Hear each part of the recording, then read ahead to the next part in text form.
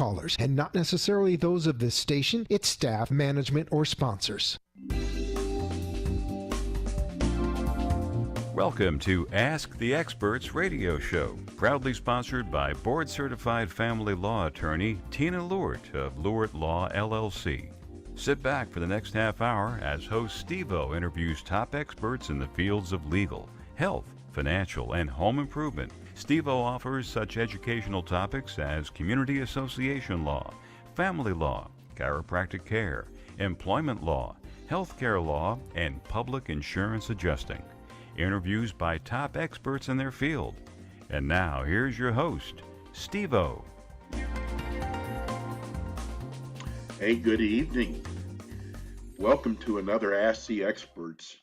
I got to tell you, it's going to be a tough show tonight. I got diagnosed with COVID, but the show must go on. And last week, for the last 4 years, we have done the K. Bender Rimbaum show, first Thursday of the month. And I tried, but I could not do the show. And we played a replay, but I got to tell you, we got inundated with emails going, what happened with the show? And I was just so amazed because it kind of shows you how many listeners you have and how many people pay attention to the show. And we also got a lot of phone calls that we missed out on. But tonight, we're going to do the K. Bender Rimbaum show, even though we're a week late. And we have with us board certified attorney, senior partner, Robert Kay. They do community association law. And I'm so glad we could do this. Good evening, Robert. Good evening, Steve. I hope you're feeling better. Oh, I got to tell you, I feel horrible. But besides that, we're going to get through this show. I don't know about the phone calls tonight because people are all used to us coming on the first Thursday of the month, but we heard that there was a lot of phone calls that came in last week. But I was inundated by emails. And I'm sorry, I think we're going to have to do this different tonight because I'm doing this at my house. I think we have a phone call already. Let's do it. Is that what I heard? Yes. Okay. Patty from Deerfield. Patty from Deerfield. Do you mind, Robert, we get to the phones right away? Not at all. Happy to do that. Hi, Patty. Hi. I hope you feel better. Thank you so much. Do you have a question for Robert? Yes, I'm the property manager at my condo, and I have a question. I've lived here for about 32 years, and I've only been the property manager for a few years, but we never had as many children as we do now, and we're not an over 55, so, but they are playing and riding bikes in their parking lot. We have signs that say children, slow, and we don't have any speed limits, but our bylaws do say 10 miles an hour. But I have residents that are really concerned that they shouldn't be riding their bikes in the parking lot. So the 3 families that do have the children are all screaming and yelling, where are they supposed to play? Where can they ride their bikes? And there is really nowhere. They say our bylaws say that the children can't play in the parking lot. And I don't know what to tell them. I mean, if they get hit by an Amazon driver or a resident or someone, we're going to get sued anyway. I don't know what to do. I mean, well, it's a difficult situation. I mean, it's a parking lot. It's a driveway. Well, you have to be careful. Adults walk around. Go ahead, finish. Adults ride their bikes. some of them. And, I have the president of the board is worried that, if we start telling people the kids can't ride their bike, then they're going to sue us for discrimination. The kids can't ride their bikes. And it's like crazy. I mean, should we come and talk to the attorney you're our attorney, definitely. by the way. You definitely want to meet with the attorney to go over your options. The president is correct that you can't single out children when you're creating restrictions within the community, such as riding bicycles in the parking lot. It would have to be applicable to everybody in the community, not just children.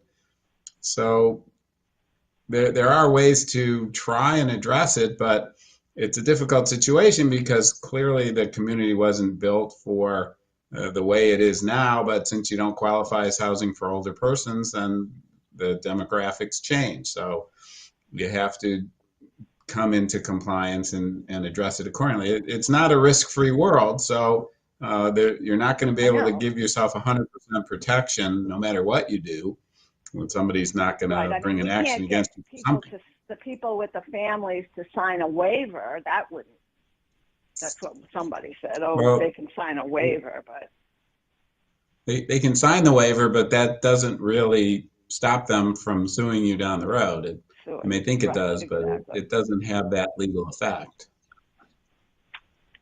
Right, exactly. Like and putting up speeding signs. I mean, everybody speeds.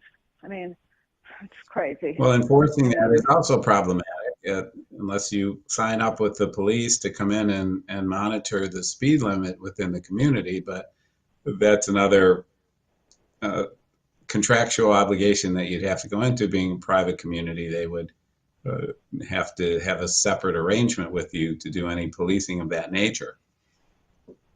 Right. I mean, it's a parking lot and a driveway. I mean, it's silly. They shouldn't really be riding their bikes. It's dangerous. Well, they could ride their bikes to get from here to there, but not as like a circuit. But there's no way to stop that under the current circumstances. And you'd have to restrict everybody from riding bicycles in the parking lot, which doesn't seem to be very practical. Right. All right. Well, we will set up an appointment with our guy from your office, your attorney. Oh, good. And to come. That would be a good idea. Andrew Black. We'll make an appointment with Andrew. Andrew will be very helpful for you. All Thank you, Patty. Thank you so much. All right. Have a great day. Thank you for listening. Great night. You too. Thank you. Robert, I kind of tell you, the emails we got, people love this show.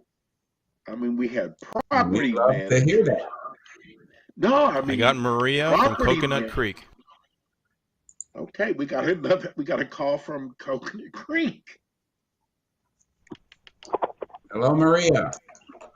Yes, hi.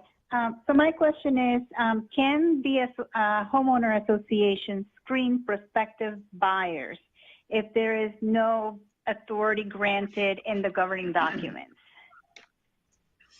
Well, unfortunately, you have to have authority in your governing documents to do that. You can ask people to voluntarily submit, but it doesn't have any legal teeth to it. So if you want the ability to review applications for sale and or lease, you would need to do an amendment to your governing documents to create that authority and provide you with the tools you need to get through that. Right. Okay. Yeah, that's my question, because they're asking, actually, they take a fee for the, screening, and they are asking for bank information, employment records. And to me, that authority is just not in the documents, and they shouldn't be doing that. And then even if they promulgate a rule on that, it wouldn't be in the declaration. That's right. The authority to review applications and to charge a fee has to be in your covenants in order for it to be properly legally enforceable. Okay, that was my understanding. Thank you for confirming. And could I ask one quick question regarding quorum? Is Is there a cap of 30% for annual meetings and membership meetings? Because our declaration says 51%, but according to what I read in the statutes, if it's less than that, unless it's less than 30%, that is the maximum? If you're a homeowner association governed by Chapter 720 of Florida statutes, the statute limits quorum to 30% and allows for your governing documents to provide a lower number. If you're in a condominium, you could have a higher quorum number. It could be a majority. Yeah, no, it's an HOA. So the cap is 30%, right? You are correct. Okay. Thank you very much for taking my call, and I really enjoy your show every month. You guys are doing a great job. Thank you for finding us this week. Yeah. We're glad that you're able to find. Thanks, Maria. I have Yvette from Sunrise. Okay. Hello, Yvette. You can hear this also, right? Yes. Good. Okay. Hi, Yvette. We'll save your voice. Yes. Hi, Yvette. Yvette, are you there? Hello? Hello, Yvette. Oh my goodness, I cannot hear you. I cannot hear you. Are you there? Yes, We're here. We're here. Can you hear us on the radio? Okay, thank you. Michael, I am director in the association, and we just recently conducted a recall. And my question was, the recall, they have the majority of the votes, so you can imagine that they rejected it. But now I hear that they're trying to go through the community with a notepad requesting a rescind vote. Is that something allowed? And how would that be? How would that go about? Well, if the recall has already been presented to the board, then rescissions are not effective. The only way that the board can get rescissions of recall proposals is if they do it before the recall is formally served upon the association. So if the board has an idea that people are trying to pull a recall, then they can go around and talk to the owners and get anyone to sign a rescission that they're able to get. But once it's been served and it's officially formal, then the rescissions would not have any legal effect. Okay, so that's a good point. Thank you so much for that. Now, my next question is there a specific way that those rescissions have to be received if they were received prior to serving? There's no formal format for a rescission. It's just has to be in written form, dated, signed by the appropriate person with the voting power for that particular unit. Okay. Thank you so much for your response. I do enjoy your show. Thank you. Keep up the good work. Thanks, Yvette. Wow. Thank you for listening. Thanks. All your relatives are calling in tonight. My relatives? Nice. I have Carolyn from Sunrise. Okay. Well, let's talk to Carolyn. Hi, I'm Carolyn. Hi, Hello, Carolyn. Carolyn. Hi, I have a quick question for you. So we are only allowed since last August at our board, I'm also a board director, and we're only allowed to have our meetings by Zoom. We don't provide anything for the unit owners, so if they don't have the ability to get onto Zoom, then they're just out of luck. Is there anything that is that legal at this point? It's legal if there's a telephone call-in number available as well on the Zoom, which typically we do see. So if somebody isn't computer literate to get onto a Zoom platform, they can still call and hear what's going on. That is not provided. There is nothing provided other than just strictly they have to log into the Zoom, and most of the time it's kept muted for everyone in the Are audience. are you talking about a owner meeting or a board meeting, or both? Board meeting? Okay, well, the board meeting, it can be handled by Zoom, but there does have to be the ability of unit owners to be able to either view it and hear everything, or by the telephone hookup. So if they're not including the ability to hook in by phone, they need to do that to avoid somebody potentially filing a complaint. Are you a HOA or a condo? Condo? Okay, yeah. So there's a division of condominium that would receive a complaint of that nature. So you do want to be sure that owners have the ability to listen in. Okay. And they do All right, need to thank you so offer much for your help. some time for owner participation. Correct. But sometimes it's easier for them if there isn't any owner participation. Well, I think pretty much it's always easier without owner participation, but the law requires it, so they need to still go through with that. I understand. Thank you so much. Well, thank you for listening. Thank you. A lot of board members So tonight. I bet you'd like to hear about what's upcoming. You know what? You knew I was going to do that.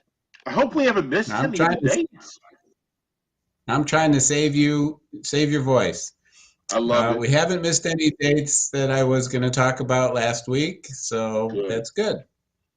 The first one that we've got upcoming is on February the 16th at 7:30 in the morning to 10:30 in the morning. It's a live presentation at the Palm Beach Hilton.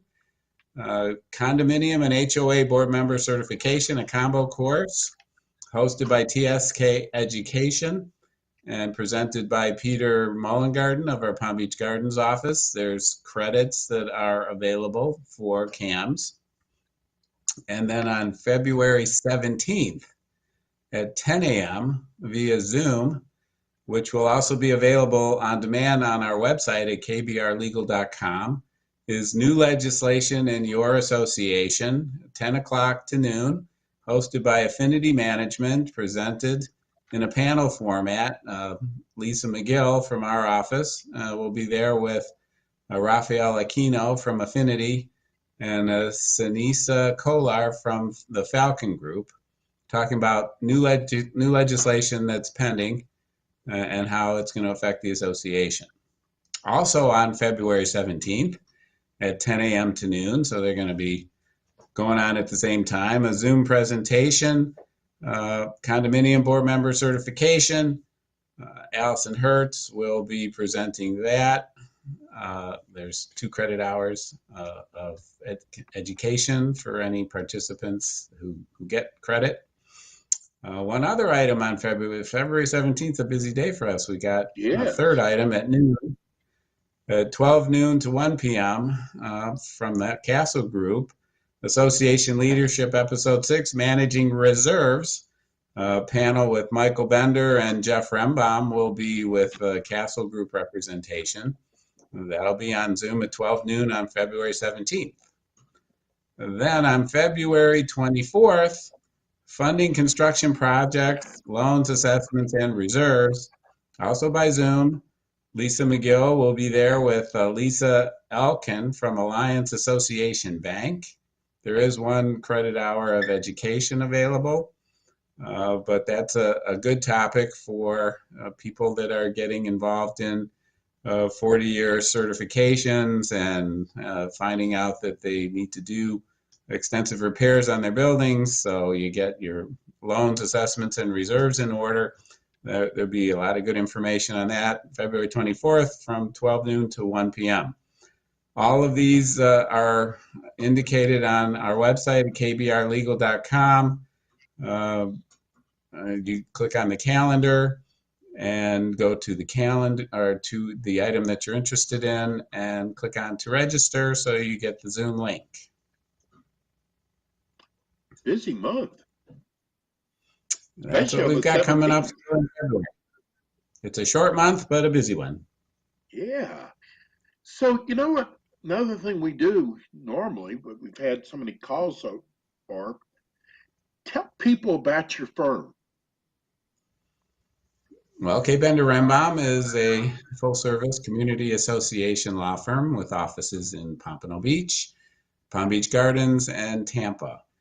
We're about 20 attorneys overall, and we provide the full range of association representation, from reviewing and analyzing provisions of the governing documents, providing opinions as to the obligations and entitlements of associations and their membership, dealing with contract negotiation, construction lien compliance, contract disputes, construction defect litigation, collection of unpaid assessments. Anything an association deals with on a day-to-day basis, we will be there to assist.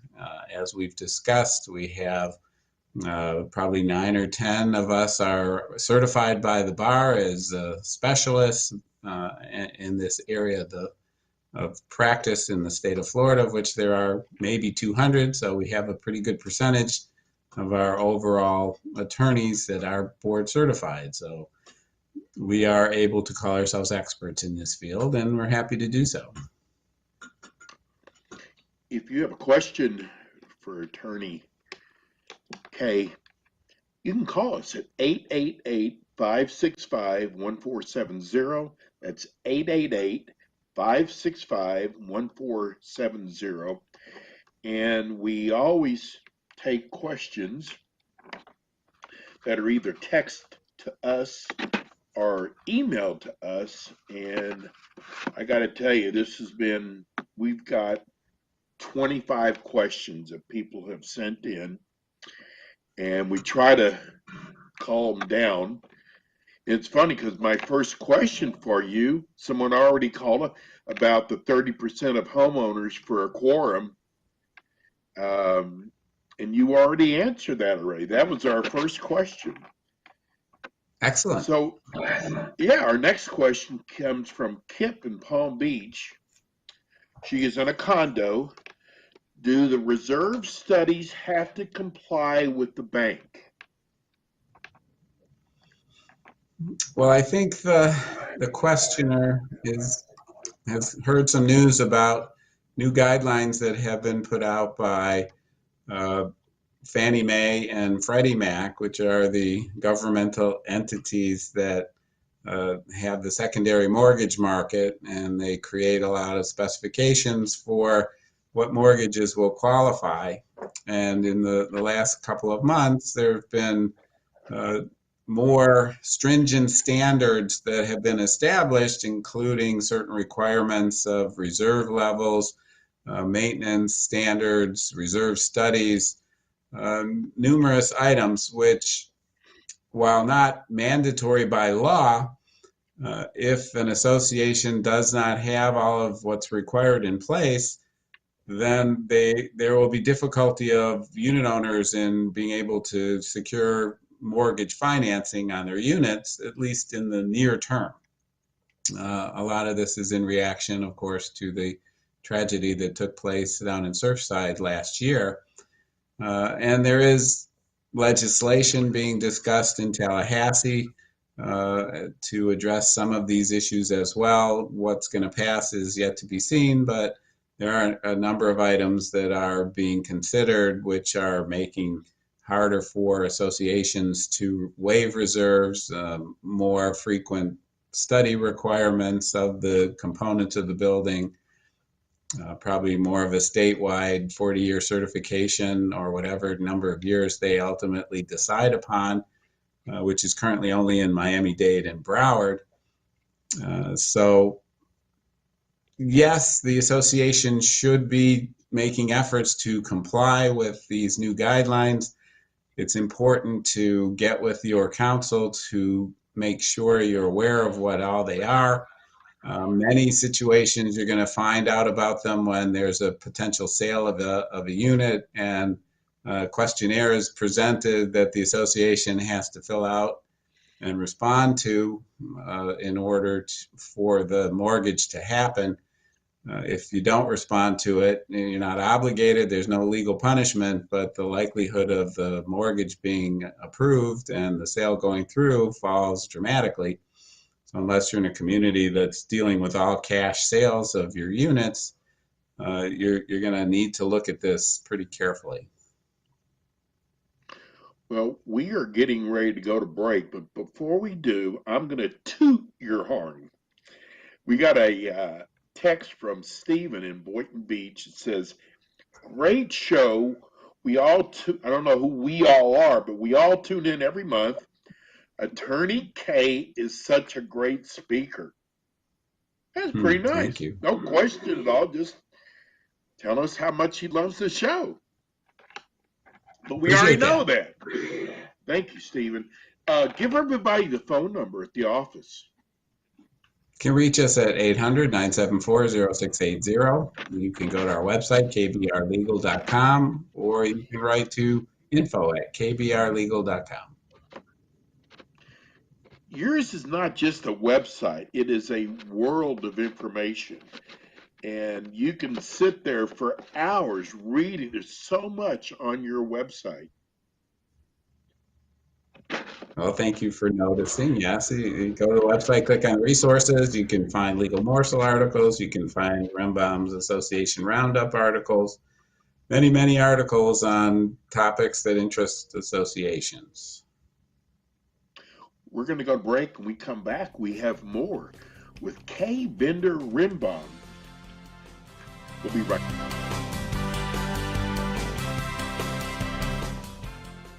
K. Bender Rimbaum is a full-service community association law firm dedicated to the representation of community associations throughout Florida, with offices in Pompano Beach, Palm Beach Gardens, Tampa, as well as in Miami-Dade by appointment. Several K. Bender Rimbaum attorneys are board-certified specialists in condominium and plan development law, and they assist clients with all matters of community association legal issues while keeping them up to date on new developments affecting their associations. K. Bender Rimbaum is also a well-known provider of free legal education, which often includes CE credit for managers and state certifications for board members.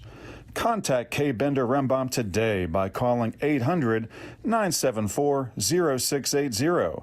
That's 800-974-0680 to reach any of their locations. You can also visit them online at kbrlegal.com or just write to them via email at info@kbrlegal.com.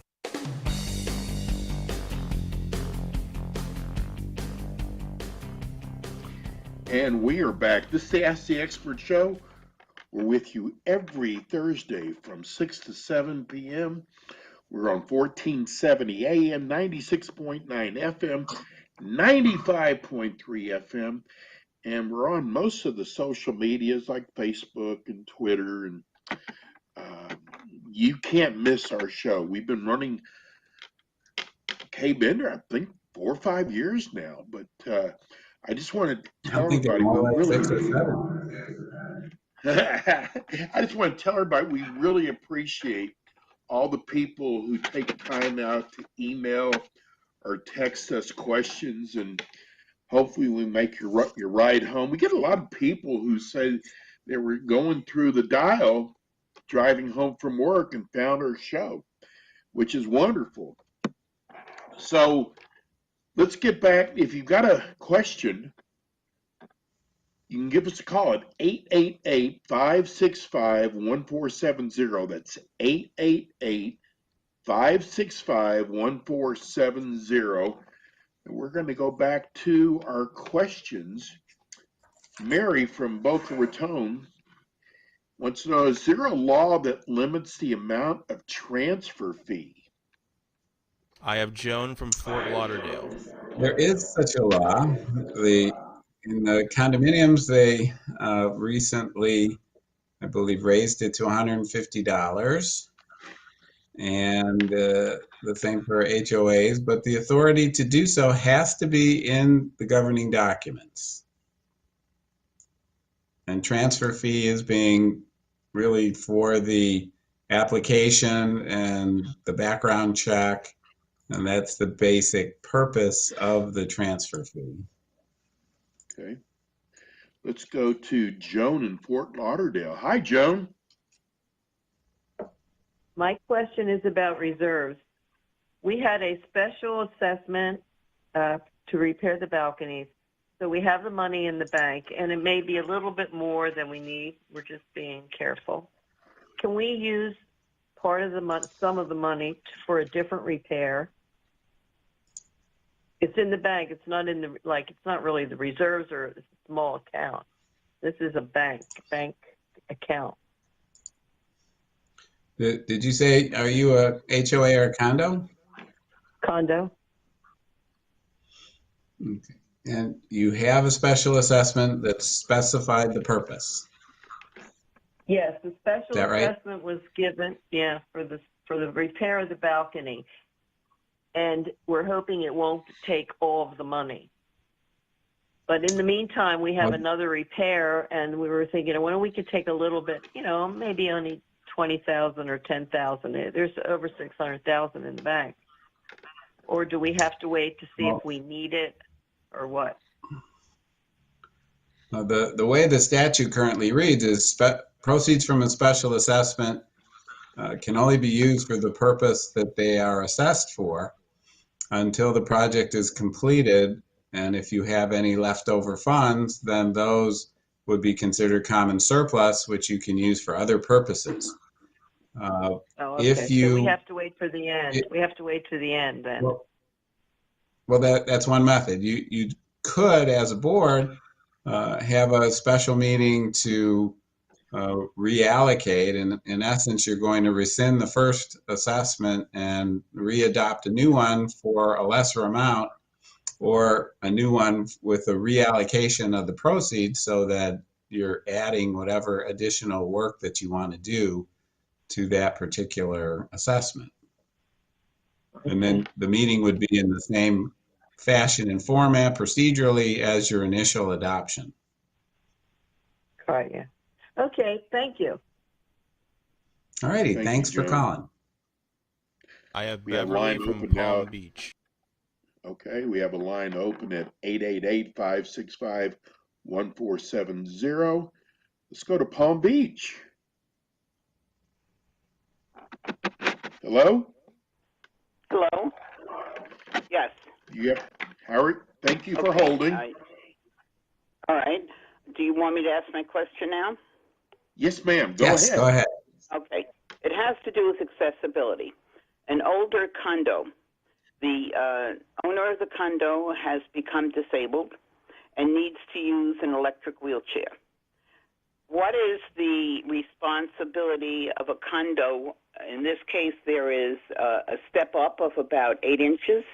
What is the responsibility of a condo to provide access to a unit, and who needs, if there is a responsibility, what is it and who needs to pay it? Well, if a disabled owner or resident needs to make a modification to the common elements to provide that person with a reasonable access to the unit, that owner has to make a formal request to the association for what's called a reasonable accommodation and provide the details of the need, and the cost of the renovation is to be borne by the unit owner. Once the renovation has been completed, say they put a ramp in to allow them to get over the threshold, then the ramp maintenance generally falls to the association on the common elements portion. If any portion within the unit, that's the unit owner's responsibility. Okay. In this case, there are 2 entrances. What is considered common area? I'm assuming the path leading to the units are common area. What about the grassy area surrounding the unit? Well, every condominium specifies in the governing documents what the parameters of the unit are and what and everything else is common elements. So if you look to your declaration of condominium, you'll see a drawing probably in the back, or there may be a description of the boundaries of the unit. Typically, the unit boundaries are the four walls that surround the unit completely and everything that's inside, and most everything else outside is going to be part of the common elements. But again, the So documents everything on the to be outside is reviewed, part of the commonality. So that would include the grassy area surrounding any of the units. most likely, but again, your documents may provide different, you'd have to look at them. So it's all depending on the documents. Okay. I'm going to refer to Correct. that. Thank you very much for answering my question. And any kind of modification to that grassy area, if it's considered a common area, I'm assuming is the responsibility of the unit owner. That is correct. Initially, once it's in place, Initially, and then it's future maintained maintenance by the condo. Is that falls it? to the association. That wasn't always that way, but the administrative agencies that oversee this area of discrimination claims have decided the association should somehow be responsible for that, and that's the safest course of conduct. Okay, good. So to reiterate, the owner of the unit has to formally request accommodations with the ramp or whatever it is, and pay for that. Correct. Or any kind Correct. of path, and then that is maintained by the condo. Okay, Correct. thank you And very you much. have That's very helpful. You have the entitlement to make sure that it's professionally done. It's not thrown together, slipshod, or in a way that's creating potential problems. So they should be providing specifications of what they're planning to do that are professionally created. Okay. All right, thank you very much. That was very helpful. Thanks for calling. You're very welcome. We have a line open at 888-565-1470. I have Ginger from Deerfield Beach. Okay. Hi, Ginger. Ginger. Hi. Thanks for taking my question. I sent you an email, sir, last week before the show with some pictures of the problem. The problem here in this association is that these are homes built on zero lot lines, but there is a condo association that's the governing association. And before my husband and I bought this house in 2017, had a survey done, which clearly showed that the homeowners side and common area, the condominium association side, were on a line, and there is a big, huge oak tree clearly on the condominium association side of the line in the survey.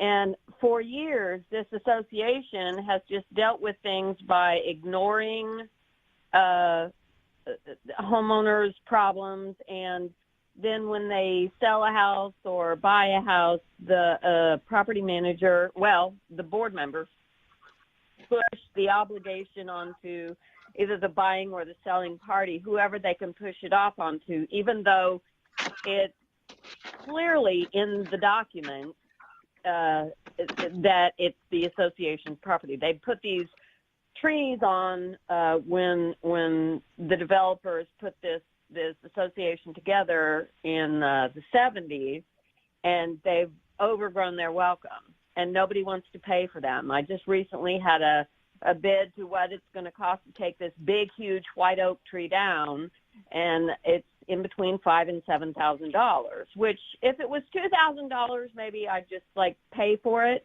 and move on. But this is too much, and they've been too hateful and unrealistic about their position in this, because clearly it is their responsibility. I used to be a CAM, and I've been in real estate forever. So they refuse to have meetings. They refuse to. They simply don't answer the emails. I have CC'd my attorney on this, and I don't know what to do other than just to sue them.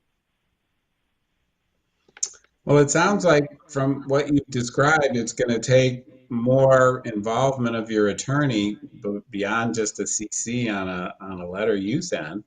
It's going to take something directly from the attorney to perhaps get their attention to do the right thing. And if that doesn't work, then you are correct. Then your only other option would be through the litigation process. The first step being the pre-suit mediation, which is a more streamlined and inexpensive method to resolve the dispute if you can. But of course, there's no guarantee that that's going to do it. And if you cannot reach a resolution in that process, then you go into court. Can you explain more about that? I mean, I want to stick in here that these trees in the neighborhood are prevalent. Since we've been here, since we moved in 2017, I've learned and made acquaintance with a couple of neighbors that the roots came right through their foundation, cracking right through their foundation, destroying the property. So it's not just me. It's not a first-time issue. There's history here of proven damage, and I just wanted to explain that in addition, and then ask you, what is this 3-part mediation you're talking about? Pre-suit mediation is a procedure that is set forth in the statute. There's a form letter that the statute provides for in Chapter 720, and you just basically have to pull that letter out and send that to the association, pick out some mediators. The attorney will be able to handle that with you. It's in 720.311 of Florida statutes, the form letter that you would use. And there's a 20-day time period for the association to respond to your request for that. If they fail to do that and you have to bring a lawsuit and they win, they would not be entitled to recover attorney's fees. That's the potential downside for not participating in the mediation, but it's possible they will. Do you know if the association is represented? Yeah, but I don't know who they are, and when you ask them, they won't respond. But they do have an attorney they'd go to if they need. Yes. The property manager refers to the attorney a lot, so they've been upping their allowance for what we all need to pay for the attorney every year since I've been here. Well, typically, when an attorney writes and there's a property manager, they tend to refer the attorney letter to the attorney, so that helps to get things moving in the right direction. And the board doesn't have the ability or wouldn't necessarily impede that under those circumstances. And the history you've described about the other trees causing damage that they're aware of could create additional liability for the association if they're not taking corrective measures on the trees that they're supposed to maintain.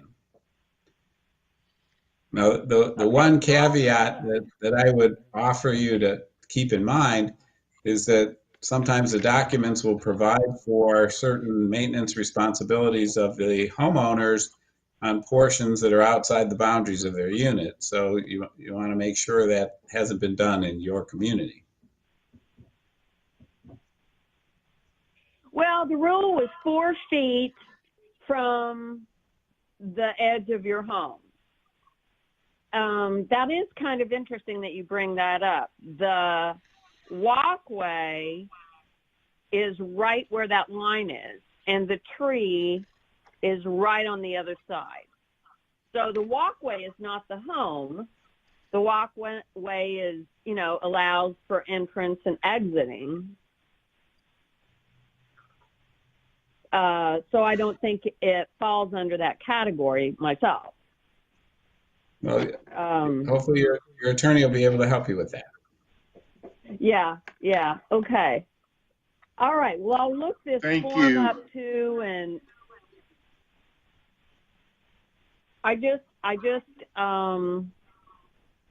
we had really batted around the idea of selling the house in lieu of this because of the problem. They don't want to have any meetings.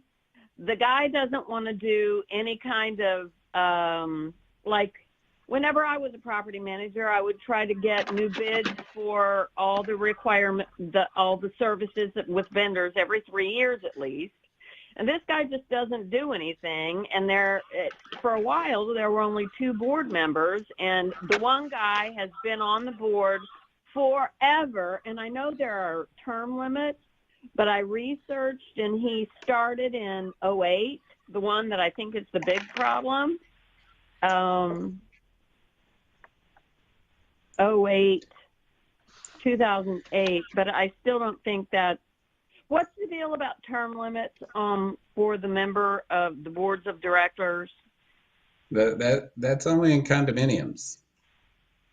Yeah, this is the governing association is a condo association, but they're okay. home. Well, it's 8 years, but those 8 years started on July 1, 2018, because that's when the law went into effect. So 7/1/18, and it's 8 years. So it's got till June 30th of 26. And there is an ability to go longer if there's no other candidates or 2/3 of the owners vote in favor of him. So you need to get more of the owners interested in serving on the board to resolve this particular problem.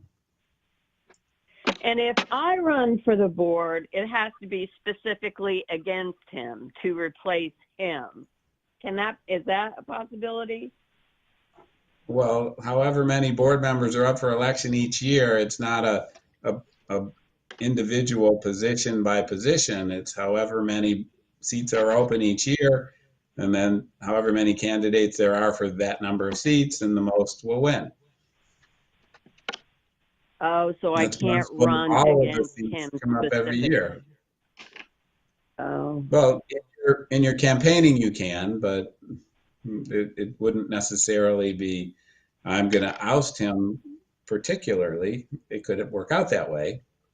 But what you'd be best with is have a slate of brand new board members for the whole thing that are working together so that you all get elected at the same time, and then clean house that way. Well, it's a small community. We've got to go to the next caller. Thank you so much for calling. Okay. Thank you very Thanks much. for listening. I appreciate it. You're welcome. I have Scott from Lake Worth. Okay. Hello, hey, Scott. Yes. How are you? Are you ready for my question? We're ready.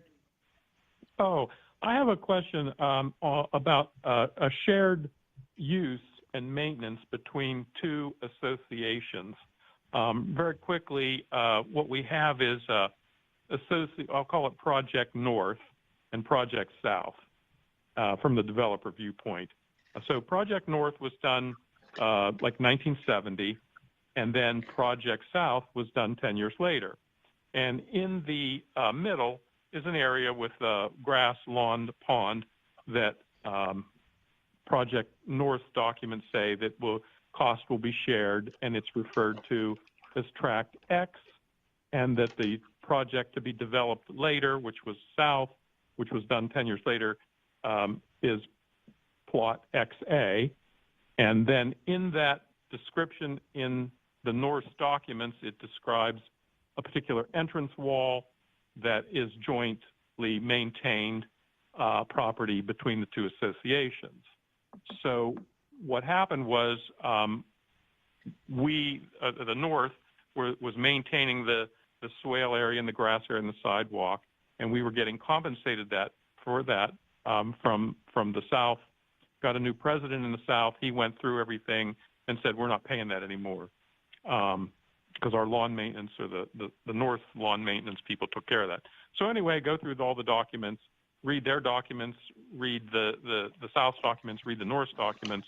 And the North documents, when the developer did the first project, states that the pond area, Tract X, names the wall, the entrance wall, and the swale to the road and the sidewalk. That's all common to be maintained by the two associations.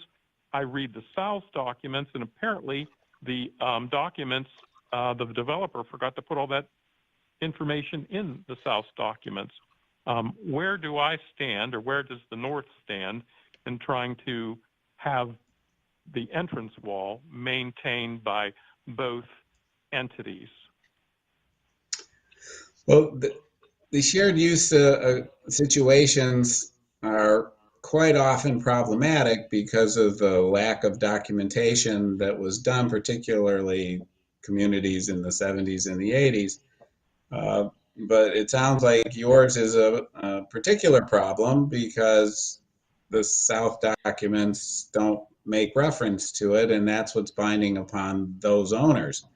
Unless there's something in the North document that incorporates the South property and obligates them to something, you have an uphill struggle of significant difficulty. It does say that in our documents that the proposed development, which was tract XA, will share in the joint cost of tract X, maintaining right. tract but X. Just saying that in your documents doesn't necessarily bind the other tract unless there's something in that title chain that incorporates that document into their obligation.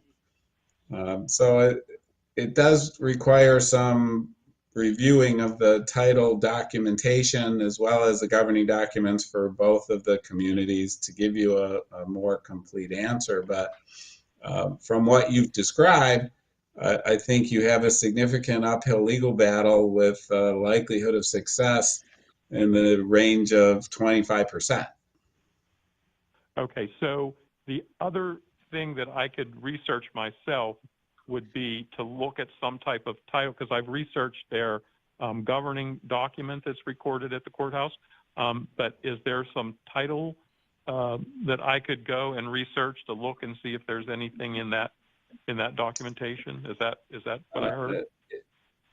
I think that you would be best to make a small investment with an attorney who's versed in the area of law to undertake a more thorough review of a title report that is prepared by one of the title agencies like the fund or Chicago Title or something like that gives a complete overview of everything for both tracks. And then that would, it's a little difficult for the layperson to do that on their own. If you don't have a good background in reviewing of these types of detailed title reports. So I don't know that that's going to help you, and it might be spinning your wheels.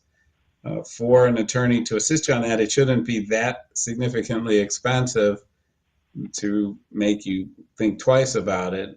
I wouldn't imagine it'd be more than $1,000 or $2,000 to get all of that information for you. I mean, it is time intensive because there's likely a lot of documentation to go through, but once you get through that, you'll have a pretty clear picture as to whether or not you have much to go on. Okay, I was trying to do as much of the legwork to see what I could uncover before I went to an attorney to get this resolved, to see if I did have a decent case. It sounds to me like you have enough information for an attorney to complete the analysis if they obviously know what they're doing, and you'll be able to then decide a strategy to proceed. You certainly have many years of custom and agreement that was unilaterally stopped by the new president in the South. So there is some legal arguments to be made. And sometimes by just getting into a litigation posture, you can reach a settlement where you create the documentation that you need to bind both parties, and that can get recorded in the public record. There's our music. Give everybody your phone number before we get cut off of here. Reach us at 800-974-0680. You can write to info@kbrlegal.com or go to kbrlegal.com and see the contact in the box on the main screen. What a great show tonight. Hey, thank you everybody for tuning in. Robert, Glad you found it. We'll see you next week, next month. Not a couple weeks now. Feel better. Everybody, we'll see you soon. We'll be back with you next week also. Take care.